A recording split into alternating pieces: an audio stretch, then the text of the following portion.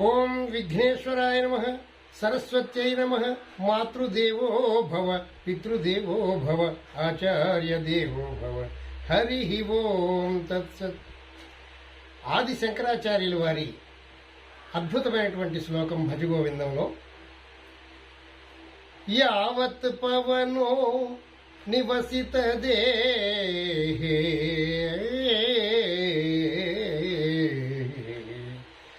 యావత్ పవనో నివసిత దేహే తావత్ పృచ్ఛతి కుశలం గేహే తావత్ పృచ్ఛతి కుశలం గేహే గతవతి వాయౌ దేహ అపాయే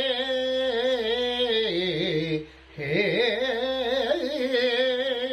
గతవతి వాయౌ దేహ అపాయే భార్యా బిభ్యతి తస్మిన్ కాయే భార్యా బిభ్యతి తస్మిన్ కాయే భజ గోవిందం భజ గోవిందం గోవిందం భజ మూఢమతే సంప్రాప్తే సన్నిహితే కాలే సంప్రాప్తే సన్నిహితే కాలే నహి నహి రక్షతి డుకృంకరణే నహి నహి రక్షతి డుకృంకరణే.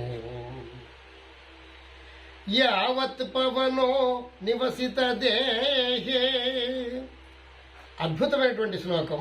ఈ శ్లోకానికి అర్థం తెలుసుకుందాం. యావత్ ఎప్పటి వరకు, పవనో గాలి, నివసిత దేహే నివసిత దేహే అంటే యావత్తు ఎప్పటి వరకు గాలి నీ శరీరంలో నివసించి ఉంటుందో, అంటే ఈ ఉచ్ఛ్వాస నిశ్వాస ఎప్పటి వరకు సాగుతూ ఉంటాయో, తావత్ అప్పటి వరకు, పృచ్ఛతి కుశలం గేహే అందరూ కూడా నీ యోగక్షేమాలు అడుగుతూ ఉంటారు. ఏమండి బాగున్నారా, ఏమండి బాగున్నారా అని పలకరిస్తూ ఉంటారు. ఎప్పటి వరకు, తావత్ పృచ్ఛతి కుశలం గేహే యావత్ పవనో నివసిత దేహే ఎప్పటి వరకు గాలి ఉచ్ఛ్వాస నిశ్వాసలు ఆడుతూ ఉన్నాయో అప్పటి వరకు నిన్ను పలకరిస్తూ ఉంటారయ్యా. గతవతి వాయౌ అలా కాకుండా, గతవతి వాయౌ దేహ అపాయే ఈ వాయువు కాస్త ఆగిపోయిందంటే, గతవతి వాయు దేహ అపాయే ఈ దేహం అపాయంలో పడిపోతుంది.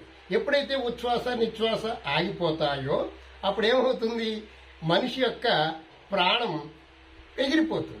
అప్పుడేం మిగులుతుంది, శరీరం ఒకటే మిగులుతుంది. యా గతవతి వాయౌ దేహ అపాయే అలాంటి పరిస్థితుల్లో ఆ శరీరాన్ని చూచినటువంటి భార్య బిభ్యతి తస్మిన్ కాయే ఆ కాయాన్ని చూసి, ఆ దేహాన్ని చూసి భార్య కూడా భయపడుతుందయ్యా. ఇలాంటి ఈ దేహం గురించి నువ్వు ఎందుకు అంత తపన పడతావు అని శంకరాచార్యులు వారు చెబుతూ ఉన్నారు. అంటే మనకు సాధనకు, ఆ భగవంతుని యొక్క సాధనకు బాగా మనకు ఉపయోగపడేటువంటి సాధనం ఏదైనా ఉందా అంటే అది ఈ దేహమే. ఎన్నో జన్మలు పుణ్యం చేసుకుంటే గాని, ఎంతో పుణ్య ఫలితం వల్ల గాని ఈ మానవ జన్మ మనకి రాలేదు. మానవ జన్మ వచ్చిందంటేనే మనం చాలా పుణ్యాత్ములు. అంతేగాని నువ్వు పాపివి అంటే మనం పాపాత్మం కాదండి. ఎందుకు కాదంటే, మనకంటే నీచమైనటువంటి జన్మలు, జంతు జన్మలు ఉన్నాయి. పాము జన్మ, కుక్క జన్మ, ఎద్దు జన్మ, ఇక రకరకాలైనటువంటి కీటకాలు, పురుగులు, పేడ పురుగులు, ఇవన్నీ ఎన్నో జన్మలు ఉన్నాయి.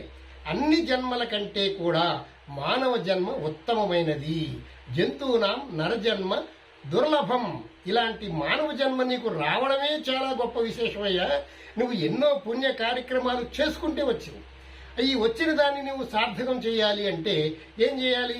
ఈ దేహాన్ని శుభ్రంగా ఉంచుకోవచ్చు. ఉంచుకోవాలి. ఎందుకంటే నీకు ఈ సాధనం కాబట్టి దీన్ని చక్కగా చూసుకుంటూ ఉండాలి. కానీ ఇదే శాశ్వతం అని నువ్వు అనుకోకూడదు. నీవు ఆత్మస్వరూపుడివి. నేను ఆత్మస్వరూపుణ్ణి, నేను ఈ శరీరం కాదు, నేను ఈ శరీరం కాదు, నేను ఈ శరీరం కాదు అని నువ్వు అనుకుంటూ ఉండాలట. ఎందుకనంటే ఈ శరీరమే నీవు కానప్పుడు ఈ శరీరానికి సంబంధించినవన్నీ నీవు కావదు కదా. ఇప్పుడు నువ్వు ఎంతో సంపాదన చేస్తావు, ఎన్నో ఇళ్ళు ఉంటాయి, ఎన్నో ఎకరాల పొలాలు ఉంటాయి, ఇవన్నీ కూడా నాది నాది నాది నాది అని అనుకుంటూ ఉంటావు. కానీ ఈ వాయువు కాస్త పోయిన తర్వాత, ప్రాణం పోయిన తర్వాత అవి ఎవరివో నువ్వు చెప్పలేవు కదా, ఎవరివో తెలియదు కదా. అందుచేత నీవు అంత తాపత్రయపడవద్దయ్యా. నిన్ను సృష్టించినటువంటి, ఈ శరీరాన్ని ఇచ్చినటువంటి ఆ భగవంతుణ్ణి నీవు ప్రార్థన చెయ్యి.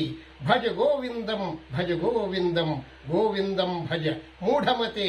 ఓ మూర్ఖమైనటువంటి మనస్సా, ఈ శరీరమే నేను, ఈ శరీరమే నేను, ఈ శరీరమే నేను అని తాపత్రయపడి జీవితమంతా వృధా చేసుకోకుండా కొంత సమయంలోనైనా ఆ భగవంతుని ధ్యానించు, ఆ భగవంతుని స్మరించు.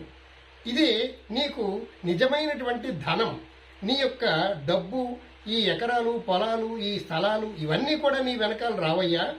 ఏమిటయ్యా నీ వెనకాల వచ్చేది అంటే నీవు చేసినటువంటి పుణ్యఫలము. మానవ సేవయే మాధవ సేవ అన్నారు. నీవు ఎప్పుడైనా సరే ఇతరులకు మేలు చేసినట్లయితే ఆ మేలు నీకు పుణ్యంగా పరిణమిస్తుంది. అది నీకు పుణ్యరాశిగా పరిణమించి మరలా వచ్చే జన్మ ఉత్తమమైనటువంటి జన్మ మనకు లభించడానికి అవకాశం ఉంది.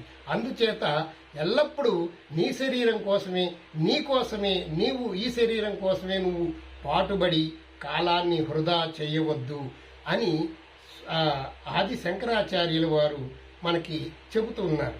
కొంత సమయమన్నా ఆ దేవుడి గురించి కేటాయించి భజ గోవిందం భజ గోవిందం గోవిందం భజ మూఢమతే అని మనకి చక్కగా సెలవిస్తూ ఉన్నారు. మరలా ఇంకొక విషయం కూడా మనం ఇందులో తెలుసుకోవాల్సింది ఉంది.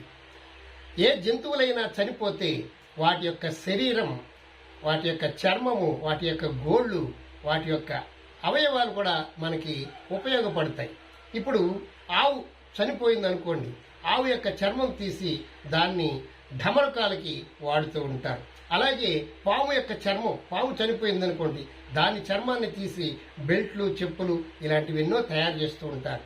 అన్ని జంతువుల యొక్క చర్మము ఉపయోగపడుతుంది, కానీ మానవుని యొక్క శరీరంలో ఏ ఒక్క అవయవము కూడా ఉపయోగపడదు. అందుచేత ఈ శరీరము దేనికి ఉపయోగపడదు. నీవు ఎంతో అందంగా పెంచి పోషించి నేను నేను నేను నేను అని ఈ శరీరం కోసమే తాపత్రయపడి ఉంటే ఈ శరీరము నీది కాదు, ఈ శరీరము నీకు నిలవదు. ఎంత జాగ్రత్తగా కాపాడినా గాని ఈ శరీరం నీకు నిలబడదు, అది పోతుంది. సమయం వచ్చినప్పుడు అది వెళ్ళిపోతుంది.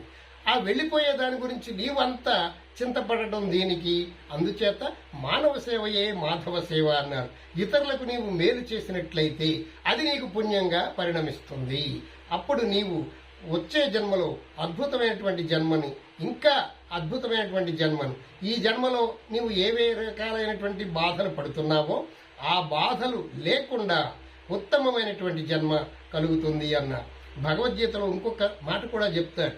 ఏమన్నారంటే, నీవు ఎప్పుడైతే మానవ సేవయే మాధవ సేవ అని పుణ్యాత్ములకి దానం చేస్తూ ఉంటావో, ఆకలి ఉన్నటువంటి వాళ్ళకి అన్నం పెడుతూ ఉంటావో, వస్త్రాలు లేనటువంటి వాళ్ళకి వస్త్రాలు ఇస్తూ ఉంటావో, వారికి రోగపీడితులైనటువంటి వారికి ఎవరికైతే వారికి నీవు సేవ చేస్తావో, దానివల్ల నీకు వచ్చే జన్మ ఉత్తమమైనటువంటి జన్మ, బాగా డబ్బున్నటువంటి వారి ఇంట్లో పుడతావు అని సెలవిస్తున్నారు. అంచేత ఇప్పుడు బాగా డబ్బున్నటువంటి వారి ఇంట్లో పుట్టినటువంటి వాళ్ళను చూసి మనం తెలుసుకోవాల్సింది ఏమిటంటే, వాళ్ళు గత జన్మలో ఎంతో పుణ్యం చేశారు. అందుకే మన వాళ్ళు ఏమంటారు, పెట్టి పుట్టాడు రావాడు అంటారు. అంటే గత జన్మలో చాలా మందికి పెట్టాడు, ఈ జన్మలో పుట్టాడు. అందుచేత వాడు ధనికులలో పుట్టాడు. చూడండి, పుట్టుకలోనే ఎంతో తేడా ఉంటుంది. కొంతమంది కటిక పేదవాళ్ల ఇంట్లో పుడుతున్నారు, కొంతమంది బాగా ధనవంతుడి ఇంట్లో పుడుతున్నారు. ధనవంతుడి ఇంట్లో పుట్టగానే వాడు కోటీశ్వరుడైపోతున్నాడు. అదే పేదవాడింట్లో పుడితే వాడు కటిక పేదవాడు అవుతున్నాడు. ఈ వ్యత్యాసం ఎందుకు వచ్చింది మీరు ఆలోచిస్తే, గత జన్మలో చేసిన పుణ్యం వల్ల వాడు ఉన్నతమైనటువంటి కుటుంబంలో పుట్టాడు అనేటువంటిది అది తెలుస్తూ ఉంటుంది. అందుచేత ఈ భజ గోవిందం ఎప్పుడు నీకు ఖాళీ దొరికితే అప్పుడు ఆ భగవంతుని స్మరించు స్మరించు స్మరించు. గోవింద గోవింద, ఏడుకొండలవాడ వెంకటరమణ గోవింద గోవింద అని ఎప్పుడు నామస్మరణ చేస్తూ ఉండాలి అని మనకి ఆ ఆది శంకరాచార్యులు వారు ఈ శ్లోకం ద్వారా మనకు తెలియజేస్తున్నారు. స్వస్తి. సర్వే జనా సుఖినో భవంతు, సమస్త సన్మంగళాని సంతు. హరి ఓం తత్సత్. ఈ వీడియో మీకు నచ్చినట్లయితే మా యొక్క ఛానల్ పురాణ అమృతం అనేటువంటి ఛానల్ని సబ్స్క్రైబ్ చేసుకోండి, లైక్ చేయండి, షేర్ చేయండి. స్వస్తి.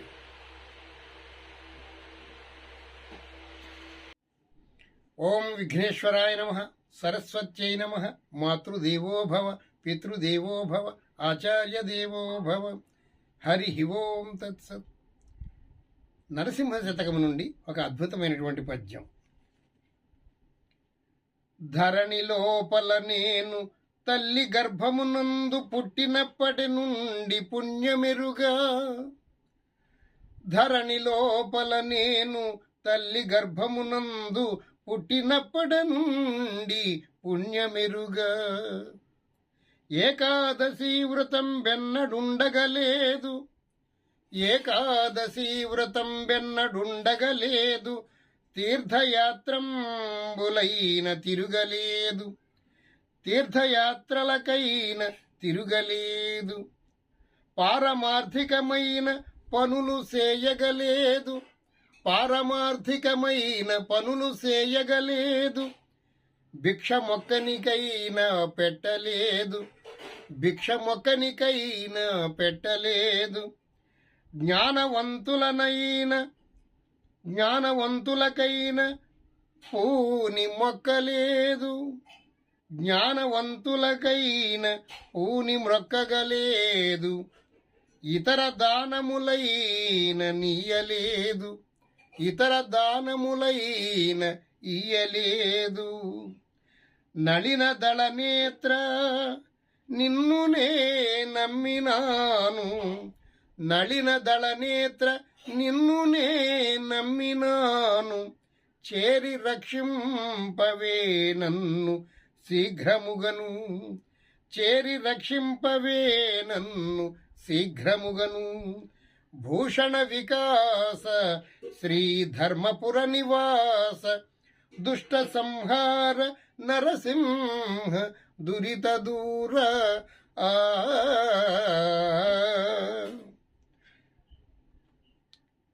ఈ పద్యం యొక్క అర్థాన్ని చూద్దాం. ధరణి లోపల నేను తల్లి గర్భమునందు పుట్టినప్పటి నుండి పుణ్యమెరుగను. అయ్యా ఓ నరసింహస్వామి, ఈ భూమి మీద పుట్టినప్పటి నుండి కూడా ఏ పుణ్య కార్యక్రమము నేను చేయలేదయ్యా. ఏకాదశి వ్రతం వెన్న ఉండగలేదు, ఏకాదశి వ్రతం వెన్నడుండగలేదు. ఏకాదశి వ్రతాన్ని ఏనాడు కూడా నేను చెయ్యలేదు.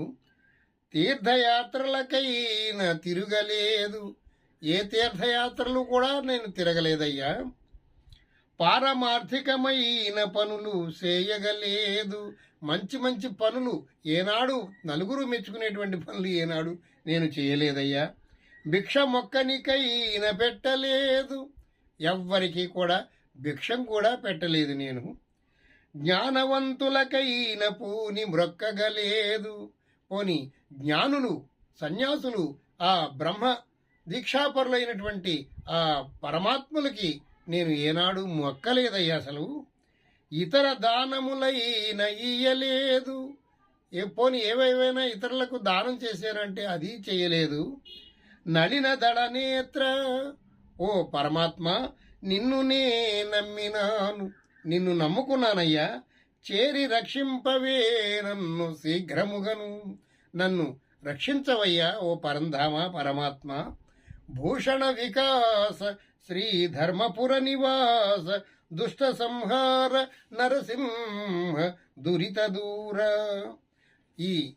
ఈ పనులన్నీ చేసేటువంటి భాగ్యాన్ని నాకు కల్పించవయ్యా అనేటువంటి అర్థాన్ని ఇందులో స్ఫురించేలాగా ఏమిటట, తల్లి గర్భము నుండి వెలువడినప్పటి నుంచి కూడా పుణ్య కార్యక్రమాలే చెయ్యాలి, అలాగే తీర్థయాత్రలు చెయ్యాలి, ఏకాదశ వ్రతము కూడా చెయ్యాలి, అలాగే ఎవరికైనా భిక్షం కూడా వేస్తూ ఉండాలయ్యా, అలాగే మంచి మంచి పనులు, ఇతరులు మెచ్చుకునేటువంటి పనులు కూడా చెయ్యాలి,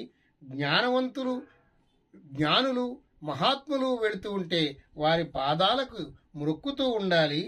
అందుచేత ఈ పనులన్నీ చేసేటువంటి ఆ బుద్ధిని నాకు కల్పించవయ్యా అనేటువంటి అర్థం కూడా ఈ పద్యంలో మనకి స్ఫురిస్తూ ఉన్నది. నళిన దళనేత్ర ఓ పరమాత్మ, నిన్ను నేను నమ్మానయ్యా, నిన్ను నమ్మితే ఈ పనులన్నీ నువ్వు నా చేత చేయించగలవు అనేటువంటి భావనతో నిన్ను నమ్మాను. నలిన దళనేత్ర నిన్ను నమ్మాను కాబట్టి ఈ పనులన్నీ నా చేత చేయించవయ్యా. చేరి రక్షింపవే నన్ను శీఘ్రముగా, నన్ను రక్షించవయ్యా పరంధామ. భూషణ వికాస శ్రీ ధర్మపుర నివాస, దుష్ట సంహార నరసింహ దురిత దూర. నాలో ఉన్నటువంటి దుష్ట గుణాలన్నింటినీ కూడా నన్ను సంహరించి నన్ను పాపరహితుణ్ణి చెయ్యి ఓ పరంధామ అనేటువంటి చక్కని అర్థాన్ని మనకి స్ఫురించేలాగా చక్కగా రచించారు శేషప్ప కవి.